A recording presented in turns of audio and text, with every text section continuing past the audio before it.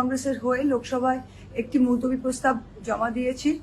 এটা যদি আপনারা একটা ভিডিও দেখেন, ভিডিওটা আমরা অল ইন্ডিয়া তৃণমূল কংগ্রেস থেকে ছেড়েছি। ভিডিওতে পরিষ্কার দেখা যাচ্ছে যে বাংলার বিরোধী দলনেতা তিনি নিজের গাড়ি থেকে নেমেছেন এবং তার সাথে কেন্দ্রীয় বাহিনী যারা আছে তারাও গাড়ি থেকে নেমেছে। একজন গ্রামের লোক, সাধারণ মানুষ, সে জয় বাংলা বলছিল এবং আমাদের বিরোধী দলনেতা তিনি গাড়ি থেকে নেমে তাকে ধমকে তাকে বলল তার চামড়া তুলে দেব, I will skin you alive যেটাকে বলা হয়।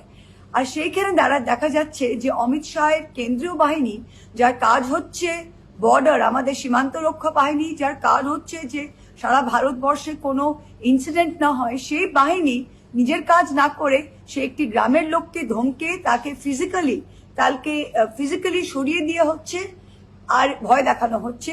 তা আমি অমিত শাহকে জিজ্ঞাসা করতে চাই যে এটা কি আপনার গৃহমন্ত্রকের কাজ? পাহেলগামে যখন 26টা লোককে 4 জন আতঙ্কবাদী এসে মেরে দিল, তখন 1 ঘন্টা অবধি আপনাদের কোনো সুরক্ষা বাহিনীকে চোখে দেখলাম না।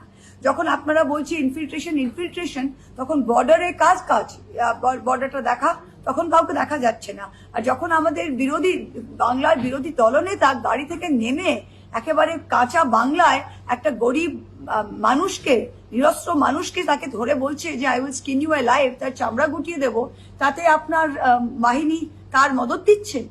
এটা লজ্জাজনক, আপনাকে রিজাইন করা উচিত।